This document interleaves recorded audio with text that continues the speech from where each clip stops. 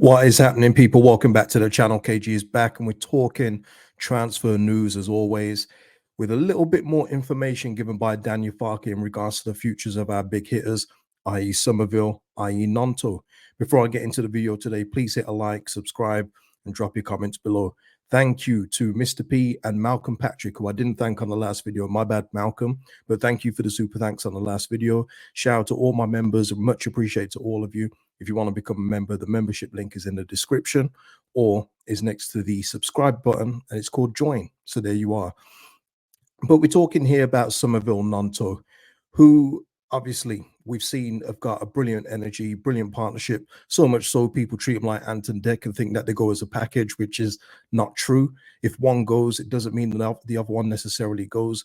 As we know, in the new 49er Enterprises era, it's all about meeting the price tags. And what we heard from Daniel Farke after, courtesy of Graham Smith after the game versus Schalke, is that there's no guarantees. There are no promises when it comes to keeping these players. And when we've spoken on here, we've talked about wanting internal deadlines. Like I've said many times, I would love Leeds United to set a date for the outgoings of these specific players, no matter the bid, and say, no, if it's not met by this time, you're staying. Well, Daniel Farke has basically said, yeah, finances say different. So, if you read the article with Graham Smith, he kind of goes into detail in regards to the futures. He knows that they are there's heavy interest in both players. He knows that he can't do anything to stop it. He likes that there's interest in them because it means they're doing something. I get that point, but obviously as fans, we would like no one to be interested in them, of course. But he's just basically saying, much like Parag did with Archie Gray, when you heard him talk, he didn't say, yeah, we're going to keep these players. They're going to stay at Leeds for the next 5 years. No, he did no such thing. He has basically said it's all financial. So to me, and this is just me interpreting that, it means there's no internal deadline to set for these players, people. Now, he did say that there are contingency plans in place if we do lose a key player like that. My thing with that is always, how do you know that player is still going to be available? How do you know that player is still going to want to move at that point?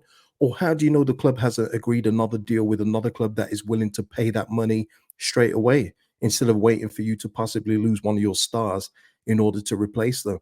There's just so many variables with that. So I'm hoping that the list is at least 5 names long.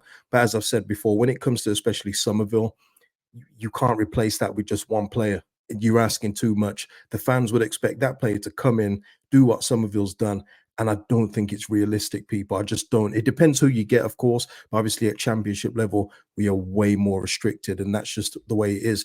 Gnonto, of course, is another one where he has interest from elsewhere. But unlike Summerville, I think Gnonto's price tag is probably a bit more realistic for a club to get, as we keep on seeing, especially with West Ham fans in general.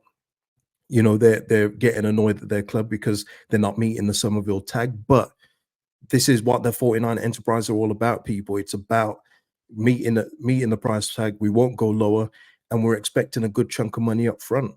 And I like it. I'm not gonna lie, I'm not gonna like it. And as I've said before, the only thing that ever changes that is if the players start to go, or the agents start to say, actually, we want to explore that move. And then obviously you're gonna have to wilt a little bit, unfortunately. But all this means for me is that it's going to be a one hell of a month.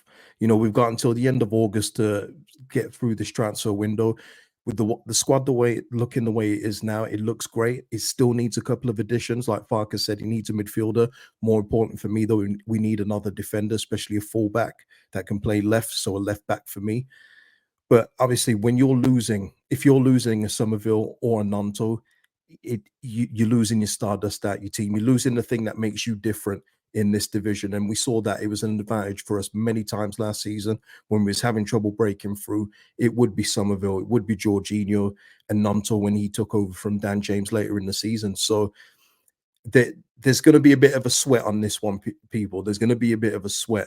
And what I was talking about earlier in regards to players not being there, one that is not going to be there is one that I've mentioned on here before, is Ben Brereton Diaz.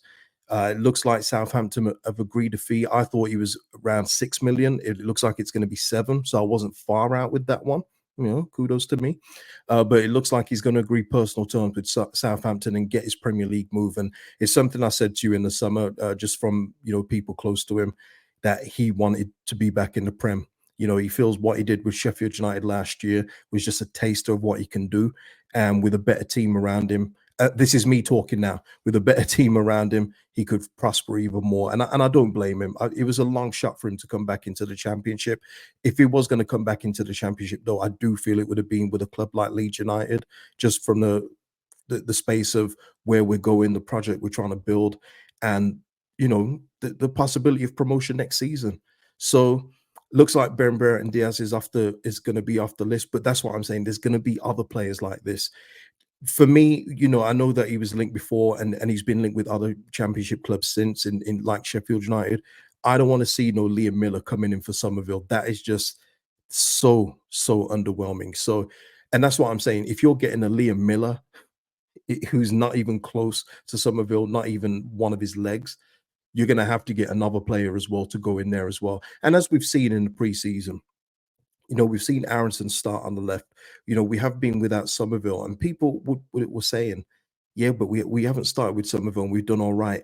It's a bit different from preseason friendlies, people, compared to competitive games week in, week out. And, I thought that was pretty obvious, but obviously not. But we've seen with some of our front players, Mateo Joseph aside, there is interchanging all over the front line. Rutter's looking great on the right. As we said, his best stuff at Hoffenheim was from the right. So if we're using him more in that role, that is great. We're seeing Rothwell doing the deep line playmaking role and get box to box too. There are options there, interchangeable options all around, including Dan James to come back as well. But when you're losing a Summerville, that is your stardust, that is your star man. But like I've said to you before, he doesn't deserve to be at this level. He deserves a higher level because he's that good. But I'm just hoping that nobody comes in with the price that we want, and hopefully there's going to be more frustration around the leagues of saying, oh, we can't get Summerville, we're going to look at an alternative. And just on this for West Ham, Summerville for me is a far superior talent to Reece Nelson, and it's not even close. Thing that will blind it and cloud it, of course, is Reece Nelson is at Arsenal. He's got more of a cachet in that way. I would take, if you was offering me now and I was drafting, I'm taking Summerville over Reece Nelson every day of the week. It's not even close for me either. But that's what I'm saying. Hopefully we can keep people looking around for alternatives and leave our players alone, please. But guys, in terms of that, how are you feeling in regards to that latest update, in terms of what Farke is saying, in terms of there is no internal deadline as we stand today, and that we are just going to have to pray, have a prayer circle? You know what I mean? Even if you're not religious like me, just hope on something. Put it on your vision board that we get to keep these players after the deadline. Gnonto especially. I just want to give another mention to Gnonto, just being up to it in preseason, both training, both in terms of his performances on the pitch. He's so key, just technically sound. And again, another player that I know can play at the higher level and is ready for it. But hopefully we get to keep these guys. And one other thing in terms of that, it's different. I've always said it before, summer and winter windows are completely different. If we keep these guys and we're in a good space come January, top two, we get to keep them for the rest of the season, because it's worth much more to us going into the Premier League with 200 million plus than losing them for 30, 40 in January. Obviously, if we're not in the top two and we're, not doing what we should, then of course our hand is weakened. But guys, that is the video. Please like, please subscribe, drop your comments below and any thoughts you've got of what I've discussed. And I'll see you in the next one, people. Peace out.